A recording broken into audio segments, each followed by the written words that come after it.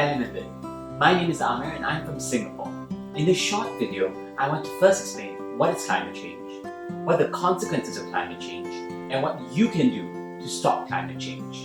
Now, climate change can be understood as a long-term change in the Earth's overall temperature with massive and permanent ramifications. This is not a natural phenomenon, but driven by intense human activity. Many of us know that global warming is caused by the greenhouse effect, but what is it exactly? Think of our planet like a giant greenhouse. A greenhouse is a glass-like structure to keep plants at a good temperature to grow. It is sealed off from the outside world, but traps sunlight during the day to keep it warm inside, so that at night it is still nice and warm and not freezing. Our planet functions like a greenhouse. It has a similar glass casing that traps gases. This is our atmosphere. The Earth's atmosphere consists of gases such as oxygen, nitrogen, and other gases such as carbon dioxide, nitrous oxide, and methane. These are greenhouse gases because they trap incoming energy from the sun. The incoming light from the sun hits the Earth's surface. This sunlight heats the surface of the planet, and the rest of the energy is reflected back into the atmosphere. This energy is trapped by greenhouse gases and makes the Earth even warmer. Some of that energy goes back into space, but as more and more gases build up, more and more energy is trapped on Earth, just like a greenhouse. A little bit of trapped energy is normal, but a large amount is what causes the Earth to warm. This is global warming. So what causes the buildup of these gases? Well, it's in the little things we do every day. For instance, the electricity we use to power our homes and the petrol we use to power our cars can come from things like natural gas or the burning of fossil fuels. Don't let these terms like natural gas fool you. All these non-renewable sources of energy release harmful gases such as carbon dioxide, which, as you now know, contributes to the greenhouse effect and speeds up global warming. Now we are learning that even the food we eat also plays a part in the rise of global warming, and going meatless might actually help save the planet. In short, we cause climate change. We consume so much and we are stretching our planet's resources thin. The global population is set to rise to over 9 billion by the year 2050. We're consuming the planet's natural resources faster than the Earth can replenish them. By 2050, we will need the equivalent of 3 planets worth of resources to meet our current needs.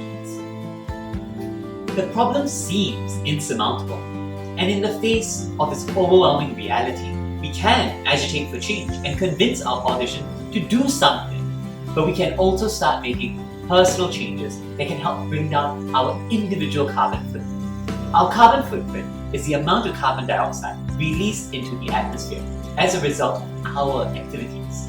There are little things we are already doing that can help bring down our carbon footprint. For instance, we can take the public transport or carpool. We can turn off things like lights, fans, and air conditioning when not in use. We can switch to energy-saving light bulbs, which last way longer. We can even implement water-saving habits like turning off the water when we are brushing our teeth or shaving. Many of you may not have realized, but we have gradually stopped using single-use plastic straws. That's a great step, because it is one step away from our use and throwaway culture. If we are conscious about every single piece of plastic, paper, or trash in general, if we change our habits, how much trash do you think we will save? But there is more we can do too, which is why today we are launching an initiative to take 2 pledges. The first pledge is a commitment to reduce single-use plastic. That means carrying around bags that can be reusable. So the next time you go to the supermarket, bring along a few of these cotton bags that are just lying around. Take that small step. If you feel even more committed, you can start carrying around recyclable containers instead of getting plastic containers from the shop. When you start to realize that your convenience comes at a cost, you realize all of us play a part. Imagine if the whole Jamaat stopped using styrofoam containers and brought our own recyclable containers. Can you imagine how much single-use plastic we would cut down? This is a personal commitment, a realization that every action matters and that every small act counts. The second pledge is a commitment to recycle more. It is as simple as sorting your trash into plastic, paper, metals, and others. If you don't have recycling bins in your home, you're less likely to recycle. But most of us who live in housing estates actually do have recycle bins downstairs or nearby. It is a matter of whether in that moment, as we throw away that piece of paper, to be separated from the rest. You don't need fancy bins to separate the trash. You need to start Googling and finding out how to recycle, when not to recycle. The point is for us to play our small part so the larger system can work. It is easy to throw our trash into one big heap and not worry about which landfill it will go to. But the next time you throw your trash away, ask yourself, what if I recycle this? Would it help the planet in some small way?